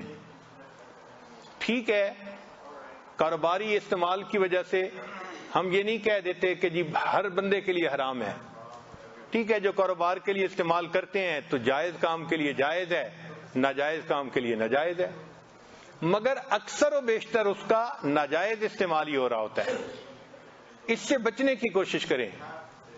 اور فیس بک کے بارے میں تو جواز کا فتویٰ ہی نہیں ہو سکتا، کیونکہ کسی نے مجھے یہ بتایا جو اس لائن کے لوگ ہیں کہ فیس بک پہ جو بندہ جاتا ہے پورے 5 منٹ کے اندر کوئی نہ کوئی غیر محرم لڑکی اس کے سکرین پہ آ جاتی ہے۔ تو اگر 5 منٹ کے اندر اس نے غیر محرم لڑکی کو دیکھنا ہے تو اس کا کھولنے کا جواز ہی نہیں دیا جا سکتا۔ تو فیس بک پہ تو جانا ہی حرام ہے، یوں سمجھ لیں۔ جو اللہ کا قرب حاصل کرنے والے لوگ ہیں وہ اس میڈیا کے گند سے اپنے آپ کو بچائیں، اور ہو سکتا ہے کہ اسی گند کی وجہ سے ان کی ترقی نہ ہو رہی ہو، وہ بڑھنا چاہتے ہیں مگر ان کے پاؤں بندھے ہوئے ہیں۔ اللہ تعالیٰ اس گرفتاری سے ہماری جان چھڑائے۔ اور پھر اس کا فائنل نتیجہ لکھا ہوا ہے کہ طلاقیں ہو جاتی ہیں اور بندے ڈائیورس ہونے کے بعد ڈپریشن ہو جاتی ہے، اور ڈپریشن کے بعد اس کا انجام کہ وہ لوگ خودکشی کرتے ہیں۔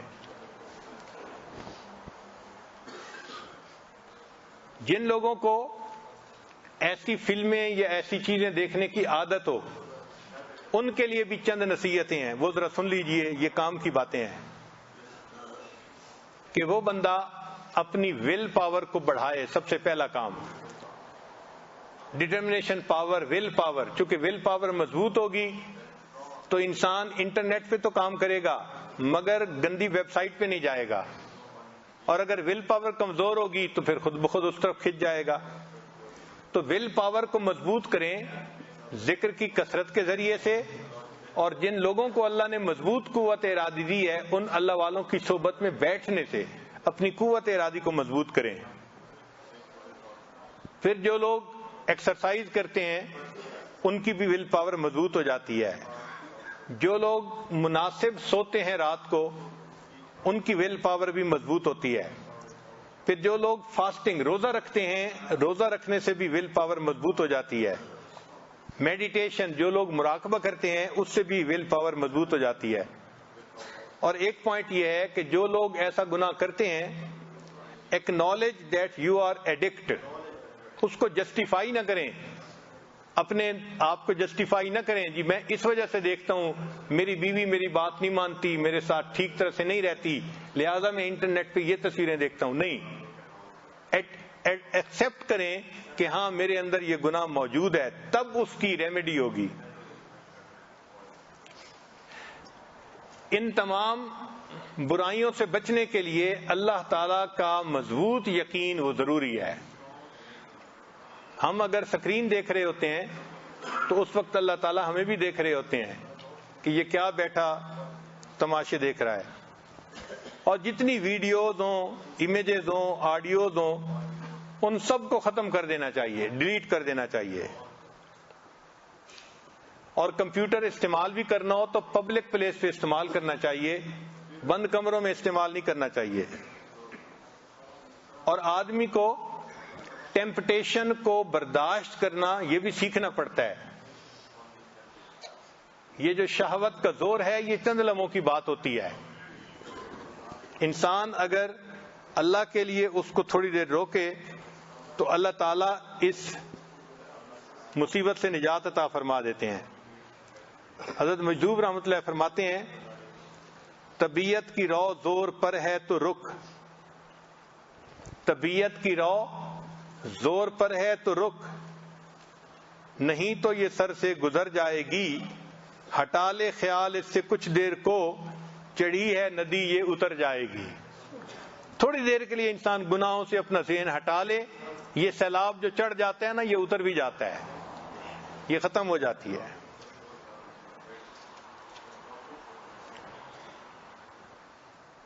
فرماتے ہیں کر نفس کا مقابلہ ہاں بار بار تو، 100 مرتبہ بھی ہار کے ہمت نہ ہار تو، اس کو پچھاڑ کے بھی نہ پچھڑا ہوا سمجھ، ہر وقت اس کمی سے رہ ہوشیار تو. اب 2-3 نکتے آخر پہ جو ہمیں ذہن میں رکھنے چاہیے کہ یہ شہوت سے متعلقہ جو گناہ ہے نا ان سے بچنے کے لیے 2-3 نکتے ذہن میں رکھیں. پہلی بات کہ اللہ تعالیٰ نے انسان کا رزق متعین فرمایا ہے. وَإِن مِّن شَيْءٍ إِلَّا عِندَنَا خَزَائِنُهُ، جو بھی چیز ہے اس کے ہمارے پاس خزانے ہیں. وَمَا نُنَزِّلُهُ إِلَّا بِقَدْرٍ معلوم، ہم اس کو ایک معلوم اندازے کے مطابق اتارتے ہیں. ہم نے دنیا میں کتنے لقمے کھانے ہیں یہ طے شدہ ہیں، کتنا پانی پینا ہے طے شدہ ہے. ہم اس وقت تک نہیں مر سکتے جب تک ایک قطرہ جو رزق میں لکھا ہے ہم نے اس کو پی نہ لیا ہو. اس لیے بعض لوگوں کو آپ دیکھتے ہیں پانی پی رہے ہوتے ہیں اور ایک گھونٹ لیتے ہیں، گلاس رکھتے ہیں اور ان کی موت آ جاتی ہے. انہوں نے اتنا ہی پانی پینا ہوتا ہے، رزق اتنا ہی تھا، جو مزید پانی تھا وہ ان کا رزق نہیں تھا. لقمہ لیتے ہیں باقی روٹی رہ جاتی ہے، فوت ہو جاتے ہیں، ان کا رزق اتنا ہی تھا. ہماری زندگی میں جو اللہ رب العزت نے ہمارے لیے جنس کے مزے رکھے ہیں نکاح کے ذریعے سے، وہ ہمارا رزق ہے، وہ ہمیں ملنے ہی ملنے ہیں. اگر ہم شریعت کے مطابق کریں گے تو ازدواجی زندگی کی لذتیں نصیب ہوں گی، اور اگر ہم وقت سے پہلے ان کو لینے کی کوشش کریں گے تو کوٹا ہمارا ہی ہے جو ختم ہوگا اور گناہ اوپر سے ہوگا. گناہ اوپر سے ہوگا. اس لیے کنوارے بچے شادی سے پہلے جن سی گناہوں میں پڑ جاتے ہیں تو وہ یہ ذہن میں سوچیں کہ ہم جو لذتیں لے رہے ہیں یہ نصیب ہمارا ہی ہے. اگر ہم نکاح کے بعد لیں گے تو یہ کامل لذت ملے گی ہمیں, اور اگر نکاح سے پہلے غلط طریقوں سے شہوت پوری کریں گے تو طریقہ بھی غلط ہوگا اور اوپر سے گناہ بھی ملے گا. نتیجہ کیا ہوتا ہے کہ اگر شادی سے پہلے ان گناہوں میں پڑ گیا تو جب شادی ہو جاتی ہے تو ان کا کوٹا ہی تھوڑا ہوتا ہے, لہذا وہ اپنے زندگی کی جو ساتھی ہے اس کی تمناؤں کو پورا ہی نہیں کر پاتے. اس سے ازدواجی زندگی کے اندر پریشانی آتی ہیں. پھر بیویاں خاوند کے سامنے غصہ کرتی ہیں, آرگومنٹ کرتی ہیں, اور اکثر ایسے لوگوں کے درمیان ناچاتی رہتی ہے. یا دوسرا طریقہ یہ کہ جب بیوی خاوند سے مطمئن نہیں ہوگی تو وہ بھی گناہ کا راستہ جو ہے اختیار کرے گی. تو ایسے لوگ جو کنوارے پن میں گناہوں میں پڑتے ہیں وہ یہ ذہن میں رکھیں کہ شادی کے بعد ایسا نہ ہو کہ ہماری بیوی ہی کہیں گناہ کے راستے میں نہ پڑ جائے. اور امام شافعی رحمۃ اللہ فرماتے تھے کہ یہ زنا جو ہے اس کا قصاص ہوتا ہے. قصاص کا کیا معنی کہ اگر آج میں زنا کر رہا ہوں تو اس کے بدلے کوئی نہ کوئی گھر کی عورت اس کو پورا کرے گی قصاص کو. تو اگر ماں زنا کر رہی ہے تو وہ سوچے کہ کیا میری اس حرکت کا بدلہ میری بیٹی چکائے گی, میری بیٹی بھی اسی راستے پر چلے گی. اگر خاوند یہ عمل کر رہا ہے تو اپنی بیوی کے بارے میں سوچے کہ میں اگر کسی غیر عورت کے ساتھ یہ گناہ کر رہا ہوں تو میری بیوی میری بیٹی وہ بھی اسی کو پورا کرے گی. حدیث مبارکہ ہے تم غیر عورتوں کے ساتھ پرہیزگاری کا معاملہ کرو, لوگ تمہاری عورتوں کے ساتھ پرہیزگاری کا معاملہ کریں گے. اور جو انسان غیر عورتوں کے ساتھ بدکاری کا معاملہ کرے گا تو علماء نے لکھا ہے کہ اس کے گھر میں بدکاری ہوگی, اور اگر گھر کی عورت سے نہیں ہوگی تو گھر کی دیواروں کے ساتھ بدکاری ہوگی. یعنی اس نے اس کا قصاص چکانا ضرور ہے. تو کیا ضرورت ہے اس گناہ میں پڑنے کی کہ جس گناہ کا قصاص ہماری اولادیں آگے چکائیں گی. ہمارے اپنے گھروں میں گناہ آئے گا. اس لیے اپنے آپ کو گناہ سے روکیے اور وہ عمل کیجئے جس کی شریعت نے اجازت دی ہے. جب تک دل میں یہ خوف نہیں ہوگا کہ اس سے اللہ ناراض ہوتے ہیں اور اس کا قصاص دینا پڑے گا, انسان ان گناہوں سے نہیں بچ سکتا. چنانچہ یہ 2-3 باتیں ذہن میں رکھیں کہ جو کچھ ہوتا ہے وہ ہمارا ہی رزق ہوتا ہے, ہم اس کو خلاف شرع طریقے سے کیوں حاصل کریں. یہ تو ایسا ہی ہے کہ مزدور کو تنخواہ ملنی تھی اور وہ تنخواہ کو چوری کر لے, اس کو کون عقل مند کہے گا؟ اور بے وقوف آدمی, یہ تمہاری تو تنخواہ تھی, تم 2 دن صبر کر لیتے تو تمہیں مہینے کی تنخواہ مل جاتی. تم نے وقت سے پہلے اس کو چوری کر لیا تو مالک کی نظر میں مجرم بن گئے. یہ ہمارا ہی رزق ہے جو ہمیں ملنا ہے. ہم وقت سے پہلے جو کرتے ہیں یہ گناہ تو ہم اللہ کی نظر میں بھی مجرم بن جاتے ہیں. اور دوسرا یہ کہ اس کا قصاص ہے. اور ایک تیسری بات کہ یہ جو جنسی گناہ ہیں یہ اللہ تعالیٰ کو بہت ناپسند ہیں. اس لیے فرمایا وَلَا تَقْرَبُوا الزِّنَا, زنا کے قریب بھی نہ جانا. یہ نہیں کہا کہ زنا نہ کرنا, قریب بھی نہ جانا. یعنی جو اس کی مبادیات ہیں اس سے بھی بچو. بات کرنا, دیکھنا یہ ابتدا ہے, اس سے بھی بچو. چنانچہ ہم اس سے بچیں اور احیاء اور پاک دامنی کی زندگی گزارنے کی کوشش کریں. پھر ایک مرتبہ حضرت رحمت اللہ علیہ نے ایک واقعہ سنایا جس کو تلبیس ابلیس میں بھی لکھا ہے. ایک حافظ قرآن تھا, اس نے کسی بے ریش لڑکے کو شہوت کی نظر سے دیکھا تو اس کے استاد نے کہا کہ تم نے ایسا کیوں غلط نظر ڈالی؟ تو اس نے آگے سے جسٹیفائی کیا, نہیں میں نے تو ویسے ہی دیکھا ہے, اور کہہ دیا کہ اللہ ایسی شکلوں کو بھی جہنم میں ڈالیں گے. تو حضرت رحمت اللہ نے فرمایا کہ وہ حافظ قرآن تھا, اس ایک نظر ڈالنے کی وجہ سے 20 سال کے بعد قرآن پاک ہی بھول گیا.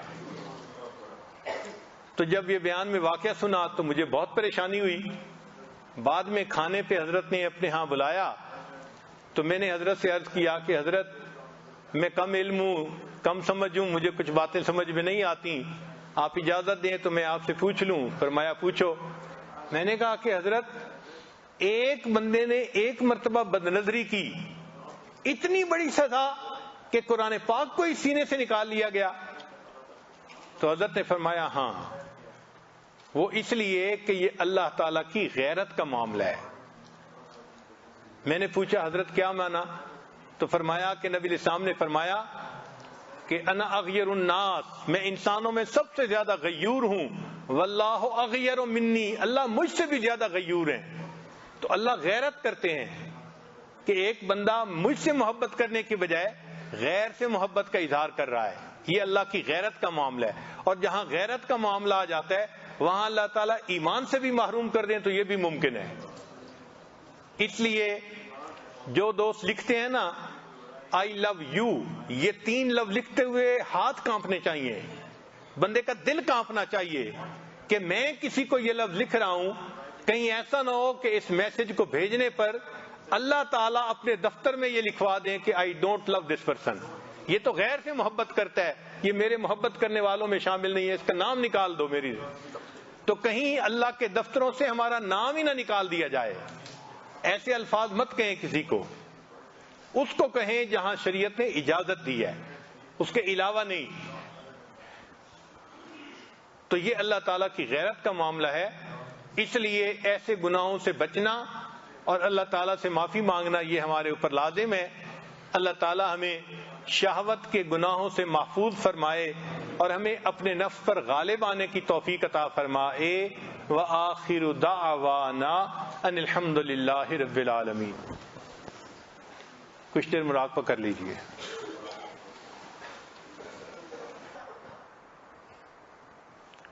لا الہ الا اللہ محمد رسول اللہ۔ اللهم صل على سيدنا محمد وعلى آل سيدنا محمد وبارك وسلم۔ اللهم انت السلام ومنك السلام تبارك ذا الجلال والاکرام۔ اے پروردگار عالم ہمارے صغیرہ کبیرہ گناہ معاف فرما اللہ، وہ گناہ جو ہم نے دن میں کیے معاف فرما، وہ گناہ جو ہم نے راتوں میں کیے معاف فرما اللہ، وہ گناہ جو ہم نے محفلوں میں کیے معاف فرما، وہ گناہ جو ہم نے تنہائیوں میں کیے معاف فرما میرے مولا، وہ گناہ جو ہم نے ارادوں سے کیے معاف فرما، وہ گناہ جو ہم نے بنا ارادے کیے معاف فرما اے میرے مولا، وہ گناہ جو ہمیں یاد ہیں وہ بھی معاف فرما، وہ گناہ جو ہم کر کے بھول گئے وہ بھی معاف فرما اے پروردگار عالم، ہمیں شہوانی شیطانی محبتوں سے محفوظ فرما اللہ، اپنے قرب والی زندگی عطا فرما اللہ، اپنے مقربین بندوں میں شامل فرما اللہ، عزتوں کے بعد ذلت سے محفوظ فرما، اپنے قرب کے بعد دوری سے محفوظ فرما اللہ، سیدھا رستہ ملنے کے بعد بھٹکنے سے محفوظ فرما اللہ، ہدایت ملنے کے بعد گمراہی سے محفوظ فرما، علم حاصل ہونے کے بعد جہالت کے کاموں سے محفوظ فرما اے میرے مولا، ہمیں علت سے محفوظ فرما، قلت سے محفوظ فرما یا اللہ، ذلت سے ہمیں محفوظ فرما اے پروردگار عالم، ہمیں کبھی بھی بے سہارا نہ فرما اللہ، کبھی بھی بے آسرا نہ فرما اللہ، کبھی بھی اپنے در سے دور نہ فرما اے میرے مولا، در در کے دھکے کھانے سے محفوظ فرما اے میرے مولا، لوگوں کے سامنے ہاتھ پھیلانے سے محفوظ فرما اللہ، غیر کی محتاجی سے محفوظ فرما اے میرے مولا، ہمیں مرضوں سے محفوظ فرما، قرضوں سے محفوظ فرما اللہ، جان مال کی حفاظت فرما، عزت آبرو کی حفاظت فرما اے میرے مولا، ہمارے ایمان کی حفاظت فرما اللہ، یہ وقت بہت ہی فتنوں کا وقت ہے اللہ، روزانہ نئے سے نئے فتنے نکل رہے ہیں اے میرے مولا، ہم تیرے بہت کمزور بندے ہیں اللہ، ہمارا حال ایسا ہے، ایک قدم آگے بڑھتے ہیں شیطان اور نفس کئی قدم ہمیں پیچھے دھکیل دیتا ہے اے میرے مولا، ہم صبح توبہ کرتے ہیں، شام توڑ بیٹھتے ہیں اللہ، شام توبہ کرتے ہیں، صبح توڑ بیٹھتے ہیں اے بے کسوں کے دستگیر، اے ٹوٹے دلوں کو تسلی دینے والے، اے خالی جھولیوں کو بھر دینے والے اے پروردگار عالم، ہمیں گناہوں سے محفوظ فرما اللہ، ہمیں اپنی امان عطا فرما اے میرے مولا، شیطان کے مقابلے میں ہماری مدد فرما اللہ، ہمارے نفس کو نفس مطمئنہ بنا اے میرے مولا، نفس امارہ سے محفوظ فرما، نفس مکارہ سے محفوظ فرما، اے پروردگار عالم اس پہ غالب آنے کی توفیق عطا فرما۔ اے میرے مولا ہمارا حال اس چرواہے کی مانند جس نے کہا اللہم اغفر فإنک لا تغفر فاغفر، اے اللہ میری مغفرت کر دیجئے، اللہ مغفرت نہیں کرنی پھر بھی مغفرت کر دیجئے۔ اللہ ہم آپ کے سامنے ہاتھ پھیلائے بیٹھے ہیں، اللہ ہم آپ سے یہی التجا کرتے ہیں، اے میرے مولا آج ہمیں معاف کر دیجئے، اللہ معاف کر دیجئے، اللہ معاف کر دیجئے، اللہ اگر معاف نہیں کرنا پھر بھی معاف کر دیجئے۔ اے میرے مولا آج تو جوان خون بھی معافیاں مانگ رہا ہے، اے میرے مولا اگر آپ نے معاف نہ کیا شیطان بھٹکائے گا، نفس ورغلائے گا، جوانیاں ضائع ہو جائیں گی۔ اے میرے مولا جوانیوں کو ضائع ہونے سے بچا لیجئے۔ اے میرے مولا اس مجمع کے اندر کتنے سفید بال والے ایسے ہیں جو اپنے بال سفید کر بیٹھے، اپنے دلوں کو سیاہ کر بیٹھے۔ اللہ ہم نے سنا ہے آپ کو سفید بالوں سے حیا آتی ہے، اے میرے مولا ان کے سفید بالوں کا واسطہ دیتے ہیں، اللہ ہمارے تمام گناہ کو معاف فرما، اللہ ہمیں اپنے مقربین بندوں میں شامل فرما، اللہ ہمیں اپنے نیک لوگوں میں شامل فرما۔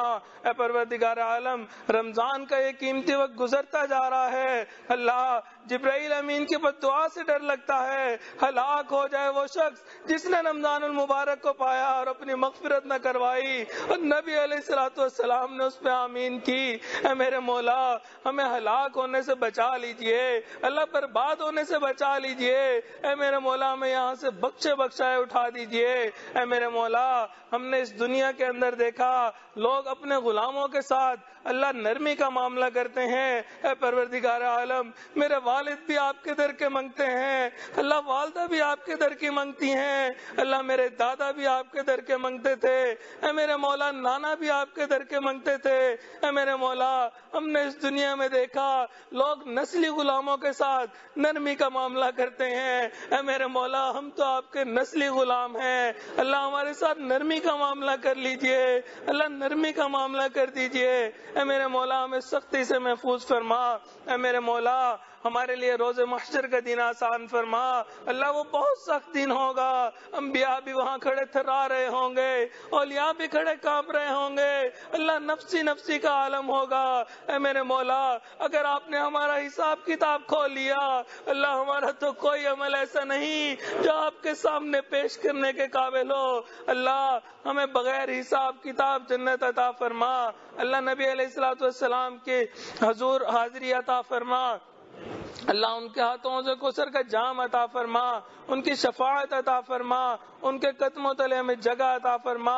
اے پروردگار عالم ہماری طرف سے ہمارے آقا کو بہترین اجر و بدلہ عطا فرما، اے میرے مولا ہمارے تینوں حرم کی حفاظت فرما، اے میرے مولا وہ کتنے خوش نصیب لوگ ہوتے ہیں احرام پہنتے ہیں لبیک اللہم لبیک پڑھتے ہیں، اللہ کوئی آپ کے گھر کا دیدار کرتا ہے، کوئی مقام ابراہیم پر سجدے کرتا ہے، کوئی ملتزم سے لپٹ کر دعائیں مانگتا ہے، اے پروردگار عالم ہمیں بھی ان خوش نصیب لوگوں میں شامل فرما۔ اے میرے مولا ہمارے آقا کے روزے کی بار بار قبولیت والی حاضری کی توفیق عطا فرما، اے پروردگار عالم مدارس عربیہ کی حفاظت فرما، دعوت و تبلیغ کے کام کی حفاظت فرما، جہاں اللہ اللہ ہوتی ہے ان خانقاہوں کی حفاظت فرما، اقامت دین کی کوششوں کی حفاظت فرما۔